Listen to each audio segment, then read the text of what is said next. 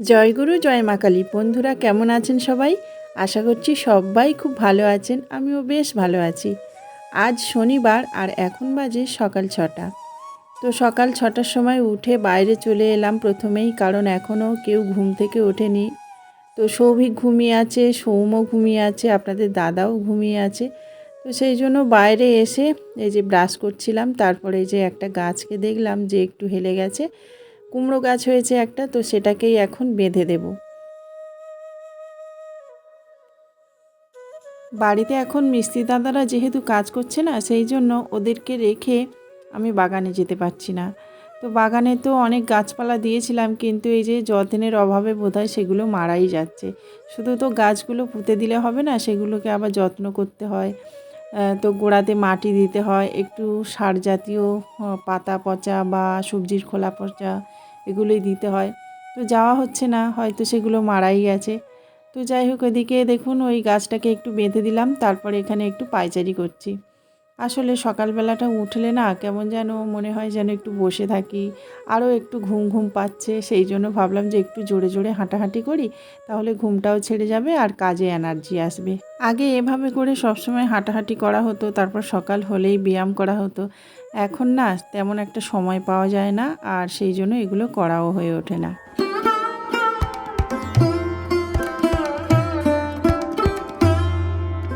রাস্তাটা 2-4 বার পায়চারি করলাম, তারপরে যে ঘরে চলে এলাম, কারণ এখন অনেক কাজ আছে। তো আগের দিন প্রচুর কাজ করে রাখা হয় অন্যান্য সময়, কিন্তু কালকের না তেমন একটা কোনো কাজ করে রাখা হয়নি। সেই জন্য আজকে সকালবেলা সমস্ত কাজ করতে হবে। আর তাছাড়া আজকের বাজারে যাব না, আজকে শনিবার তো। আজকে সৌম্যকে দিয়ে ভাবছি একটু দোকান করিয়ে আনবো। তো সকাল থেকে এই কাজগুলো করতে করতে মোটামুটি অনেকটা টাইম চলে যাবে। সকালবেলায় এসে প্রথমে যে বেডটাকে একটুখানি গুছিয়ে নিলাম, কারণ ও তো শুয়ে আছে, তাই ভালো করে গোছগাছ করতেই পারলাম না। আর আগের দিন যে ভিডিও বানিয়েছিলাম শাড়ি পরে, তারপর কিছু জিনিসপত্র এখানে আছে, সেগুলোও গোছগাছ করতে হবে। তো সেগুলোই এখন করে নিচ্ছি। আর সৌম্যকে ডাকাডাকি করছি অলরেডি, আর ও দেখুন উঠছেই না। সংসারের কাজগুলো প্রতিদিন করতে করতে দেখবেন একটা অভ্যাসে পরিণত হয়ে যায়, আর সেই অভ্যাসবশত আমরা সব কাজ করে থাকি। তো সকালবেলা উঠে ঝাঁটপাট দিলাম, তারপর এখন মুছে নিচ্ছি জায়গাগুলো।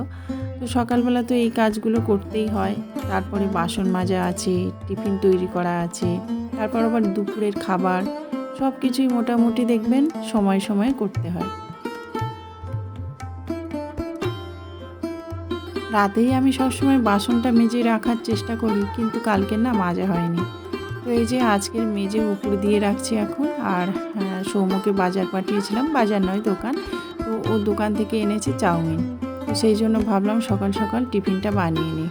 দুদিকেই কড়াটা জ্বালিয়ে দিয়েছি দেখুন। একদিকে বসিয়ে দিলাম চাউমিনটাকে সেদ্ধ করতে, একটু সাদা তেল দিয়ে দিলাম জলের মধ্যে।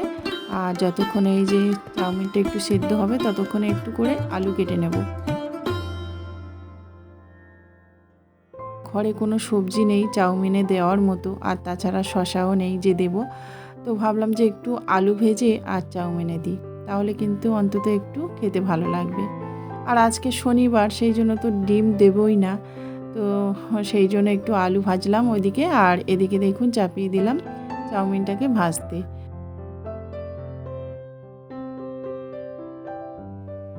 চাউমিনে ডিম পেঁয়াজ এগুলো তো কিছুই দেবো না, সেই জন্য ভাবলাম একটু টমেটো কুচিয়ে দিই আর একটু লঙ্কা কুচিয়ে দিই, তাহলে দেখতেও ভালো লাগবে আর খেতেও একটু ভালো লাগবে।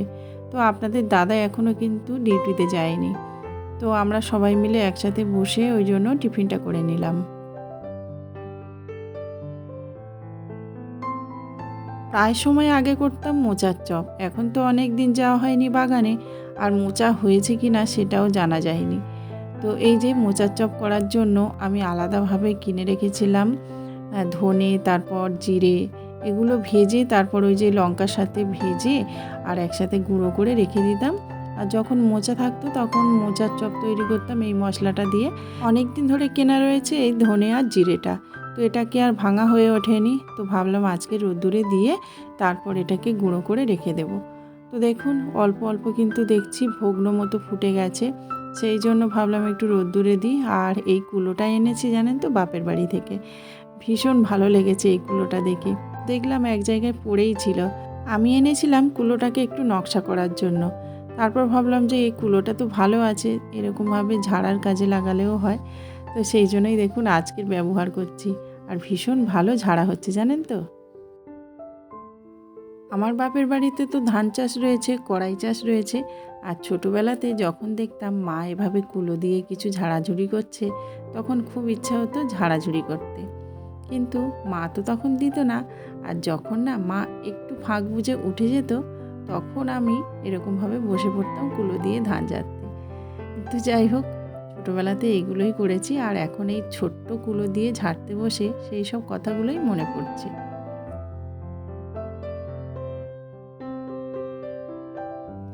সবজি বলতে তেমন কিছু আজকে নেই দেখলাম।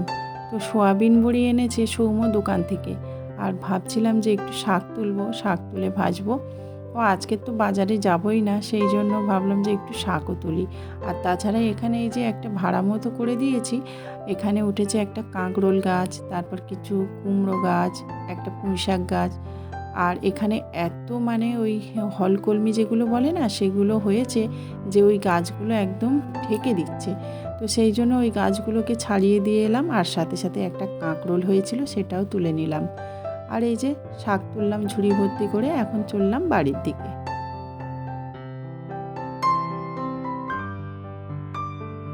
মাঠের জলটা এতই নোংরা হয়ে গেছে, ওই যে পাতা পড়ছে, ঘাস পড়ছে, সেই জন্য মাঠটাতে নামলে দেখেছি আস্তে আস্তে করে পা চুলকানি দিচ্ছে। জানি না ওখানে জল কামড়া হয়েছে কি না। তো মাঠে নামলেই স্নান না করলে না হয় না। তো সেই জন্য স্নানটা সেরে ফেললাম। আর সূর্য প্রণামটা এখনই করলাম। আর কিছু ফুল ফুটেছিল, সেগুলোই এখন তুলব।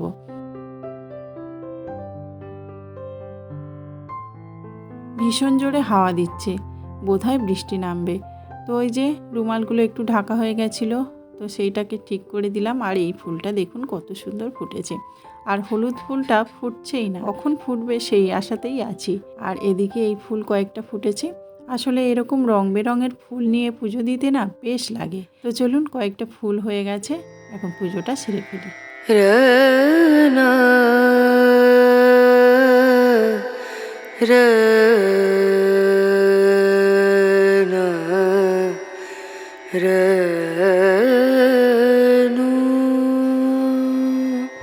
গ্যাসের জালেতে বসিয়ে দিলাম ডালটাকে সিদ্ধ করতে।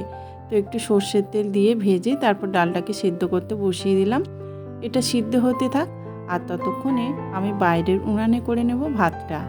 তো প্রতিদিনই তো আমি দেখেছেন আপনারা যে উনানে আমি ভাতটা করি, কারণ এই যে অনেকটা কাঠও জমে গেছে। আর ভাতটা হতে হতে কিন্তু অনেকটাই সময় লেগে যায়। তো সেই জন্য মাঝে মধ্যে উনানে করার চেষ্টা করে থাকি।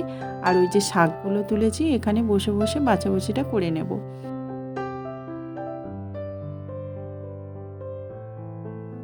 কেরোসিন তেলটা দিয়েই উনুনটা ধরাতে হলো, কারণ এখন তো বর্ষাকাল, তো কাঠগুলো না এত স্যাঁতস্যাঁতে হয়ে গেছে, ধরতেই চাইছিল না। সেই জন্য কেরোসিন তেল দিয়ে ঝটাপট কাঠগুলোকে ধরিয়ে নিয়েছি। আর শাকগুলো বাছতে বাছতে দেখুন আমার ভাতটাও ফুটে উঠেছে। আসলে এত সুন্দর এই উনুনটা জ্বলে, খুব তাড়াতাড়ি ভাতটা হয়ে যায়। আর এদিকে দেখুন ডালটাও সিদ্ধ হয়ে গেছে। তো ভাবলাম ডালটা সাঁতাল দিয়ে নিই। তো এই যে শুকনো লঙ্কা দিয়েছি, তারপর একটু ফোড়ন দিয়ে দিলাম। আর তারপর হলুদ দিয়ে দিলাম ডালটা।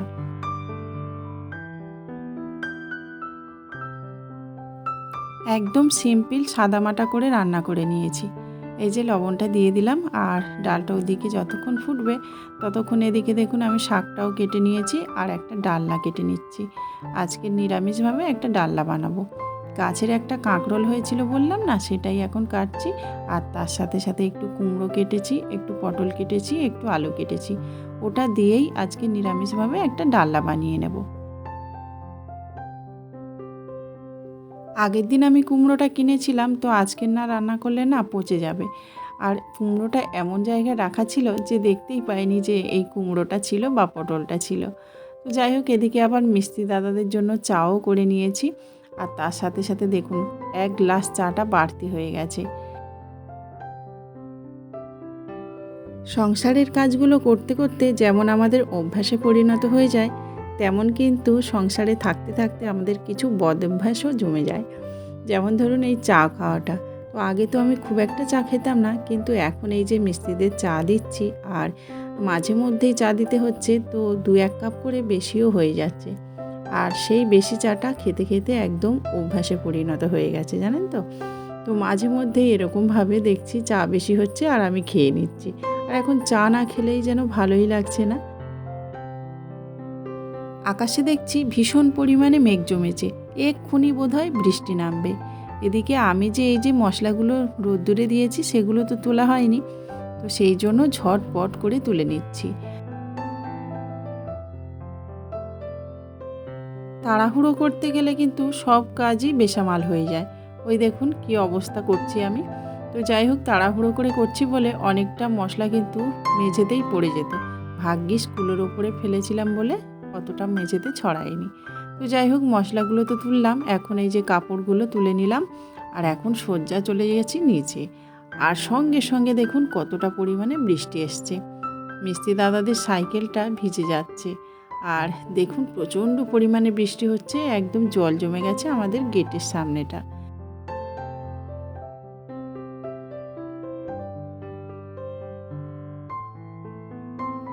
একটা কথা আছে না, ঢেঁকি স্বর্গে গেলেও ধান ভাঙে, তো আমার হয়েছে সেই অবস্থা। আসলে ঢেঁকির কাজ হচ্ছে ধান ভাঙা, তো যেখানেই থাকুক না কেন সে তো ধান ভাঙবে, তাই না? আর আমি দেখুন গ্রামে থাকি বা শহরে থাকি, যেখানেই থাকি না কেন আমার নেশা হচ্ছে মাছ ধরা, তো আমি তো মাছ ধরবই। কিছুদিন আগে আপনারা দেখেছেন যে ফুল গাছ বসানোর জন্য আমি ঝুড়ি কিনেছি, তো সেই ঝুড়ি দিয়ে আমি নিজে হাতে বানিয়েছি এই ঘুনিটাকে। ঘুনি ঠিক নয়, আটল বলা যায়। এখানে বড় বড় মাছ পড়বে। আর বাজার থেকে কিনে এনেছিলাম একটা চেঁকো, আমরা তো চেঁকো বলি, অনেকে চেড়েও বলে। তো যাই হোক, যেটা পুকুরে দিলে মাছ পড়ে বেরোতে পারে না, সেই জিনিসটা নিয়ে এর সাথে জুড়ে দিয়েছি। তো যখন তৈরি করি আপনাদের সাথে শেয়ার করা হয়নি, এখন এটাকে এখানে পাতবো, জানেন তো। তো প্রতি বছরই এভাবে করে মাছ ধরি, কিন্তু ঘুনি কিনে, জানেন তো। কিন্তু ঘুনিটা খুব বেশি দিন থাকে না, মানে টেকসই হয় না। আর এখান থেকে এত জলের স্রোত যায় যে ঘুনি ভেঙে চলে যায়। তো এবছর আমি বুদ্ধি খাটিয়ে ওই জন্য এই প্লাস্টিকের ঝুড়ি দিয়ে বানিয়েছি আটল। দেখা যাক এতে মাছ পড়ে কি না। বন্ধুরা, আমি খুবই সাধারণ একজন মানুষ, আর আমার কাজকর্ম খুবই সাধারণ। তো আমার এই সাধারণ কাজকর্ম, সাধারণ জীবন আপনাদের কেমন লাগে সেটা কিন্তু অবশ্যই কমেন্ট করে বলবেন। আপনারা আমার কাজকর্ম দেখেছেন, এখন তো বর্ষাকাল পড়েছে, এখন মাঝে মধ্যে মাছ ধরাও দেখাবো, কারণ আমি মাছ ধরতে ভীষণ ভালোবাসি। তো বন্ধুরা, আমার এই সাধারণ জীবনের সাধারণ কাজকর্ম আর সাধারণ ব্লগটা যদি আপনাদের ভালো লেগে থাকে, অবশ্যই লাইক, কমেন্ট, শেয়ার করবেন আর সাবস্ক্রাইব করে আমার পাশে থাকতে ভুলবেন না। তো সবাই খুব ভালো থাকবেন, সুস্থ থাকবেন আর সবাইকে ভালো রাখবেন। দেখা হচ্ছে পরবর্তী একটা ব্লগে। নমস্কার।